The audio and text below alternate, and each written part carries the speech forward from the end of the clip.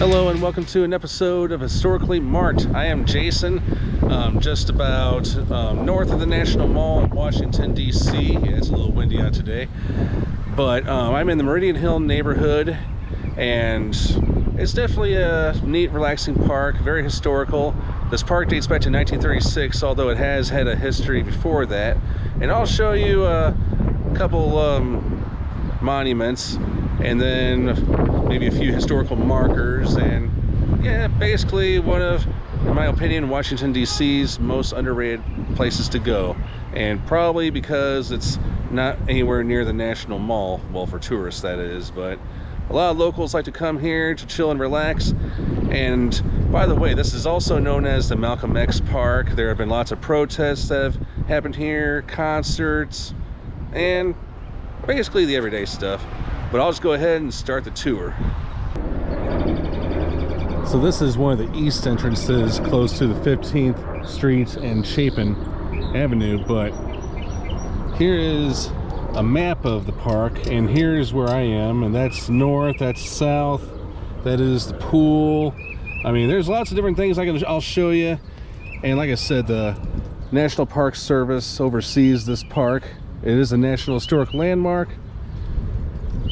And this is how the Meridian got its name. All right, so Thomas Jefferson in 1804, it doesn't say on here 1804, but he believed the surveyors of the nation's capital city should set a new American meridian, a north-south line running through both poles and the American continent. This reference line, longitude 0, 0, would aid navigation, map making, and the development of property boundaries, all key to settling the capital and new western territories. But most of all, Jefferson wanted to reinforce America's independence from Britain, where the prime meridian was established to serve the Royal Navy's global navigation. Today, while there are many meridian lines running through many continents, the internationally recognized prime meridian passes through Greenwich, England, not Washington, D.C. Okay, so I'll show you this down there, and then here's a map. Now this is exactly 1.5 miles from the White House. So yeah, like I said, we're about north. And yes, this is definitely a good walking, jogging, dog walking. And I'll take you to that Joan of Arc statue, which is just right there, or over there rather. And now here's a statue of Joan of Arc, the only one that's here in the city of Washington. And here's the inscription here.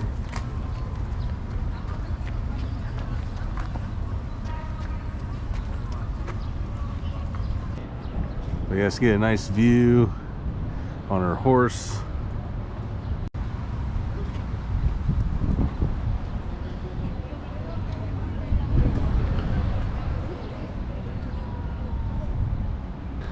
And behind it is a big green space. Team sports are now allowed, but if you want to play frisbee, I guess you can do it, but most people just come here to chill.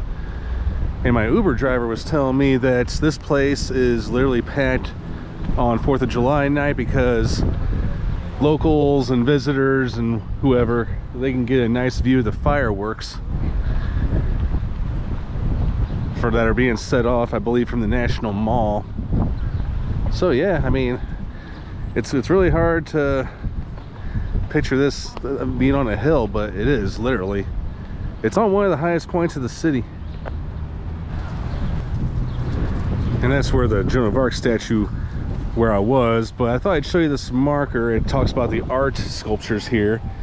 So, titled Art for the People, Congress ordered sculptures installed at Meridian Hill Park long before the park's completion. So many sculptures were authorized that Horace Peasley, the park's architect, called for a moratorium on installations.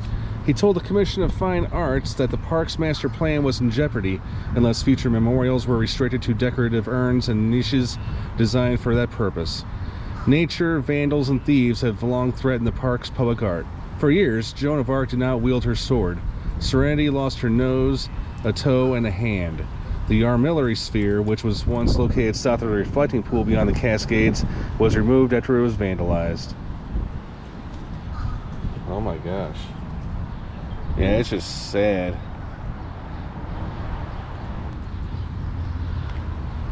So I'm gonna go ahead and walk around, and then I'm gonna go down, and it looks like there's a fountain, and I can see the Washington Monument from where I'm standing.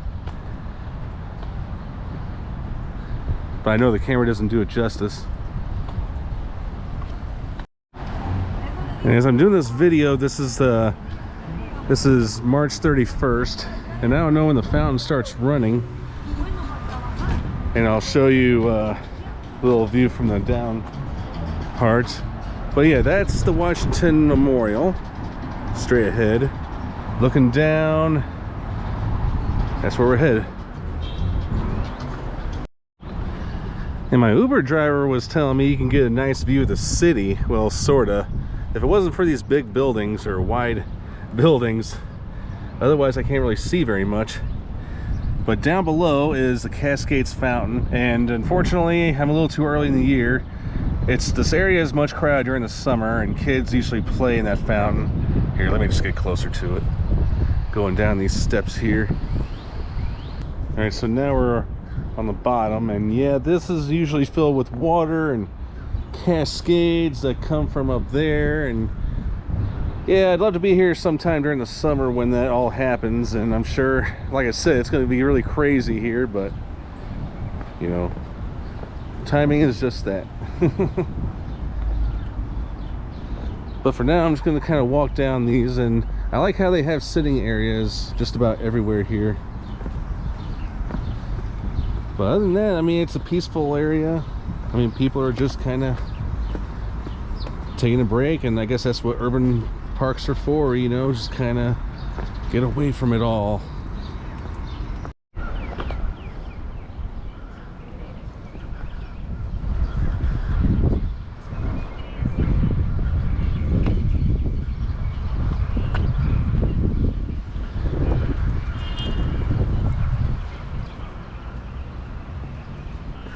And again, normally this is filled with water, but yeah, during the summertime it's definitely all crowded. And at the southeast corner of the park is the James Buchanan Memorial. Yes, I kid you not, I didn't know this until a few days ago that such thing existed here in DC.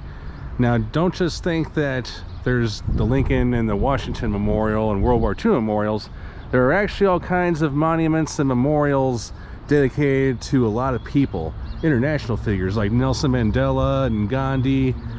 And then you have like some presidents, and then you have James Buchanan. And it surprises me because, I mean, I'm not trying to be biased, but yeah, he is ranked as one of the least favorite or least popular presidents of all time.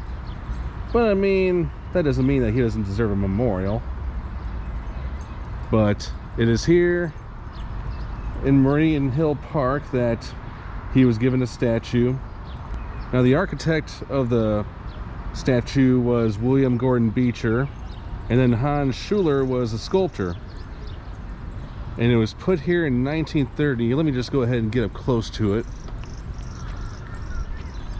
But yeah, James Buchanan was not from DC. He is actually from Pennsylvania, and one of these days I'd like to make it out to his birth and place of resting place. But he was the 15th president of the United States, right before Lincoln, and it was just right, we were on the cusp of we were just right on the brink of Civil War. And he apparently told Lincoln after he won the presidency, he said, if you are glad to have won an election and take over the presidency, you are a much happier man than I am. Yeah, I mean, it got to the point where Congress was ignoring his leadership, and while the nation was going the wrong direction. And yeah, there was definitely a lot of, I mean, I don't even want to go into the cause of the Civil War, but a little bit about James Buchanan. I mean, he was the only bachelor president of the United States. His niece served as the first lady, and he was a lawyer. He definitely worked his way up to the presidency. Over there it says James Buchanan of Pennsylvania, president of the United States, and Roman numerals. Somebody I don't know if you can see it, but there's graffiti, Free Muhammad Khalil. Okay, why they chose this, and I can tell there were other graffiti done on here, but also it says on here, the incorruptible statesman whose walk was upon the mountain ranges of the law. All right, so yeah, I definitely recommend checking this out if you are in the Meridian Hill neighborhood.